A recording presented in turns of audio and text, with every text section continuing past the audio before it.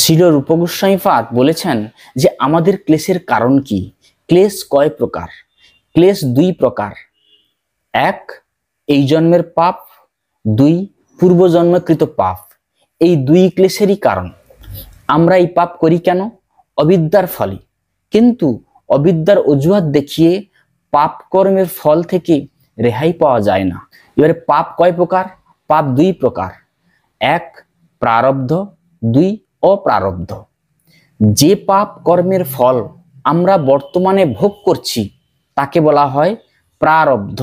মানে পূর্বজন্মে আমরা যা যা করেছি সেই ফলগুলো এখন আমরা পাচ্ছি। যা এখনো ভোগ হয়নি, ভবিষ্যতে আমরা ভোগ করব, সেই সঞ্চিত পাপকর্মকে অপ্রারব্ধ বলা হয়। অনেকে বলে না, এই মানুষ জন্ম যখন পেয়েছি যা ইচ্ছা তাই করি, সে পরে যা হয় দেখা যাবে। কিন্তু না, শাস্ত্র বলছে অন্য। আপনি যা যা করছেন সেগুলো জমা থাকলো, আপনার দেহত্যাগের পর সেগুলো আপনি ঠিক রিটার্ন পাবেন।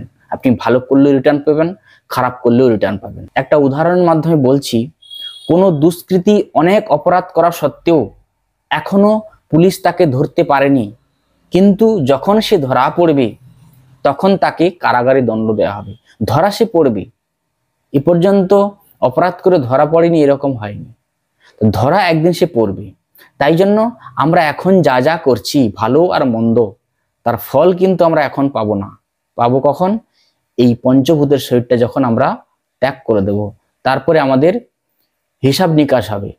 আর বর্তমানে আমি আপনি যা যা কষ্ট পাচ্ছি সেটা তো আমরা জানি, আর বলে লাভ নেই। তাই এইভাবে পাপ কর্ম ও সেই পাপের দুঃখ কষ্ট অনবরত চলতে থাকে। এইভাবে আমরা সমস্ত পাপের ফলে জন্ম জন্মান্তর দুঃখ কষ্ট ভোগ করে থাকি। কথায় বলে না, অভাবে স্বভাব নষ্ট। পূর্বজন্মের পাপের ফলে দারিদ্রতা, তার ফলে মানুষ এই সংসারে নানান অভাব ও কষ্ট ভোগ করে। তখন কিছু কিছু মানুষ কি করে? অসৎ পথ অবলম্বন করে। তারা বলে, চুরি তো করেনি, পরে যা হবে হবে। এর ফলে কি হয়? পরবর্তী জীবনে দুঃখরূপী নতুন বীজ রোপণ করতে থাকে। পূর্বজন্মে যে কেউ খুব পাপ করেছে কিভাবে বুঝবেন আপনি?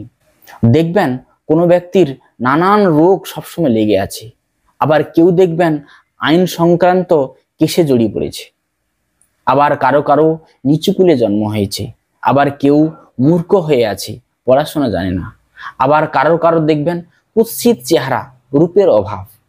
এগুলো হচ্ছে পূর্বজন্মের প্রারব্ধ পাপের কর্মের ফল।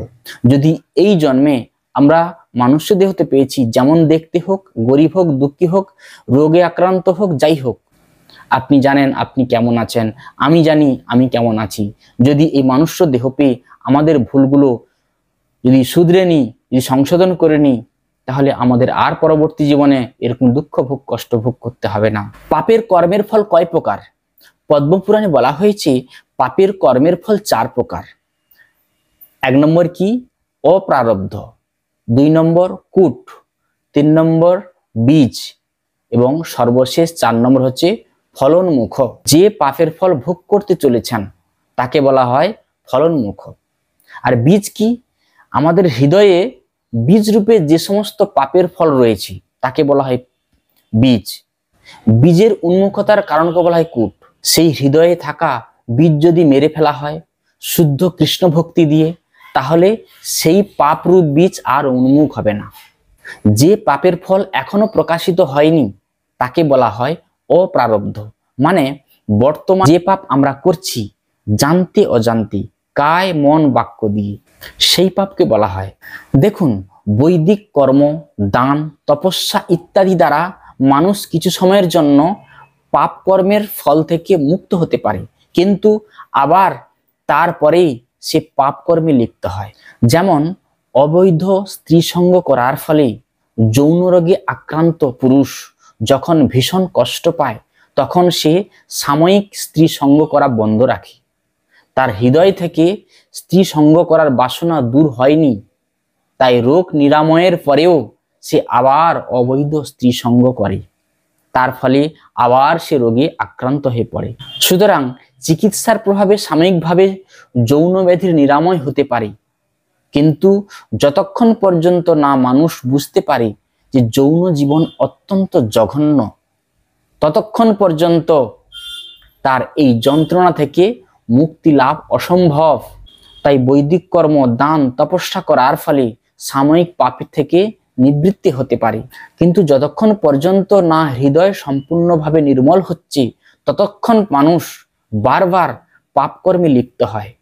যেমন হাতি সরোবরে নেমে খুব সুন্দরভাবে স্নান করে, কিন্তু জল থেকে উঠে ডাঙায় এসে আবার সেই তার সারা গায়ে ধুলো ছিটিয়ে নেয়। এত সময় তো আপনারা সমস্যা শুনলেন, তাহলে এর সমাধান কি, এর চিকিৎসা কি? তা কৃষ্ণ ভাবনা অনুশীলন করার শিক্ষা না পাওয়া পর্যন্ত কেউ পাপকর্মের বাসনা থেকে পূর্ণরূপে মুক্ত হতে পারে না। শ্রীমদ্ ভাগবতে একাদশ স্কন্ধে 14 নম্বর অধ্যায়ে 19 নম্বর শ্লোকে, হে প্রিয় উদ্ধব, ঠিক যেমন জ্বলন্ত অগ্নি জ্বালানি কাঠকে ভস্মে রূপান্তরিত করে, তেমনি ভক্তি আমার ভক্তের কৃত পাপ সমূহকে সম্পূর্ণরূপে ভস্মে পরিণত করে। ভগবান সাক্ষাৎ উদ্ধবকে বলছেন, যেমন প্রচন্ড কোনো আগুন যেমন যে কোনো ধার্য বস্তুকে ভস্মীভূত করতে পারে, ঠিক তেমনি কৃষ্ণ ভাবনাময় ভগবত ভক্তি পাপকর্মরূপী সমস্ত ধার্য বস্তুকে ভস্মীভূত করতে পারে। যেমন কুরুক্ষেত্রের রণাঙ্গনে অর্জুন মনে করেছিল যুদ্ধ করাটা পাপ, কিন্তু ভগবান শ্রীকৃষ্ণ তাকে সেই যুদ্ধ করার নির্দেশ দিয়েছিলেন।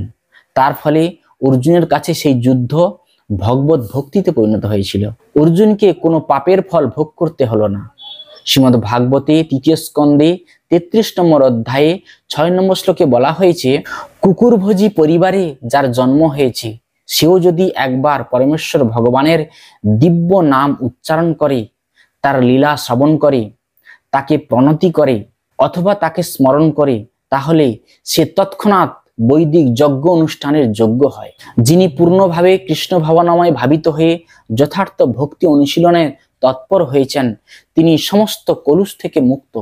কৃষ্ণ ভাবনা ও ভক্তিপরায়ণ ব্যক্তি অবশ্যই সমস্ত পাপ থেকে মুক্ত হয়েছেন, কিন্তু তা সত্ত্বেও ভক্তরা সচেতন থাকে যাতে কোনো পাপ না হয়, এটা ভক্তের বৈশিষ্ট্য। চৈতন্য মহাপ্রভুর নির্দেশ অনুসারে হরে কৃষ্ণ মহামন্ত্র কীর্তন করার প্রভাবে অতি সহজেই এই ভক্তি লাভ করা যায়।